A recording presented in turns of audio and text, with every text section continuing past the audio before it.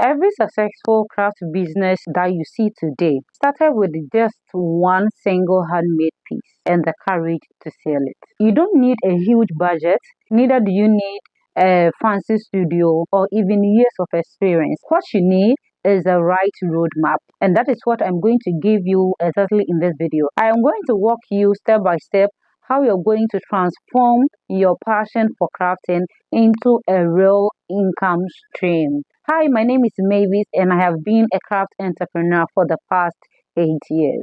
The first thing you need to do if you want to transform your craft passion into a successful business is to discover your niche. Most of you, like myself, have interest in trying other skills.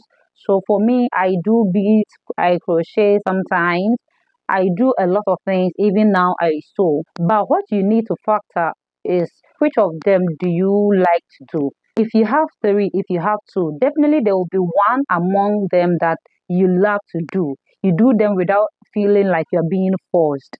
Okay, and that one is what you should go for. For me, it was beat. If you ask me, I would say beat, but I'm trying to do some collaboration with the beat and then the fashion, so I sew now. The second thing to do is to find your target audience. The people that you are posting to, are they your target audience? Are they people who are interested in your products? Or you feel like you have so many followers on your social media platforms and so you just start to post them? Think of it. To be able to fish out who your target audience is, you must consider age. Most of the times, you should consider people between the ages of 18 and 40 or 18 and 35. You consider their gender as well, whether you're going to be making it for females or you're going to be making it for males.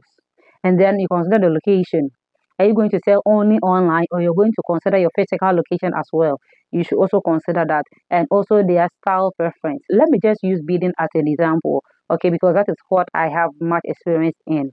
Okay, so with beading, for instance, we have the beaded bags, we have beaded necklaces.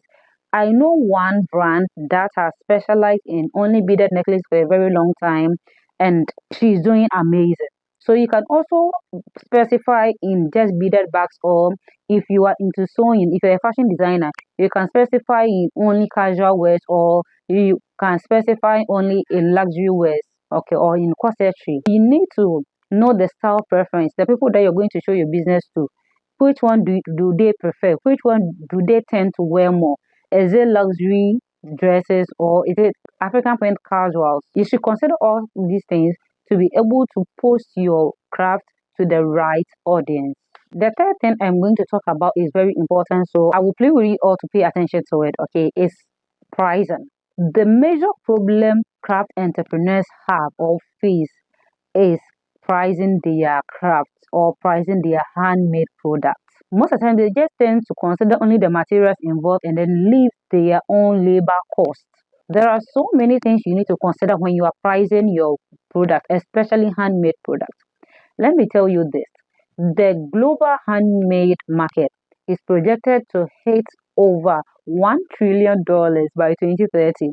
So the handmade industry is a very broad one and it's a very lucrative one.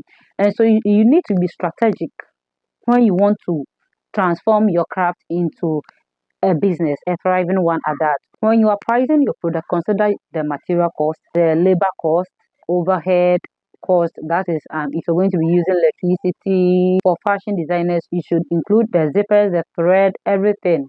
Okay, and then you should also add your profit margin. I am going to post a video on how to price your handmade products confidently. And so if you have not subscribed yet, please do, and then like this video.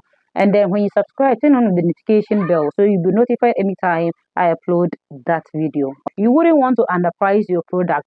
Sometimes you just go and watch your competitors' videos or posts and see the amount they are selling theirs at. And then you think like, oh, let me just reduce it by 5% or by 10% so that mine will sell faster than hers. No, sometimes people value the quality, okay, and so you wouldn't also want to underprice and you wouldn't also want to overprice. So anticipate for that video where I go deeply into pricing your handmade product. Last but not the least is to make social media your storefront. Since I started my fashion business, I have not run out. I keep getting customers. Make social media your storefront, especially TikTok. If you have a personal account on TikTok, that is fine. Make sure you create another account that you will turn it into your business account and make most videos on that. Okay, make social media your storefront, Instagram reels, Facebook reels, TikTok videos. Please make good use of them because that is where you're going to get your organic audience other than running ads, and then sometimes if you will not even get the amount you invested in running the ads. If you're going to use social media to market your product, make sure you're going to be consistent. Consistency is the key when you want to use social media to run your business in terms of marketing. Now, the last thing I will talk about is reinvesting. Okay, most of the times when someone buys a product, you feel like, no, this one, I just use my own pocket money to buy the materials involved. And so if someone buys it and I don't have money, I'll just use it. Please, that is why you should always have a profit margin when you are pricing your goods, so that even if you will spend some of the money, that will be your profit and not the real cost. So this brings us to the end of this video. But like I said, I am going to be uploading videos and how to price your craft products and all that. If you don't want to miss any of them, please subscribe to this channel and like, and don't also forget to leave your comment. Okay, let me know what you do, if you're into fashion, if you're into beading, if you're into crocheting, any other craft, whether resin art. Let me know in the comment section. I would like to know you all personally. Okay, thanks for having me. See you in my next video. Bye bye.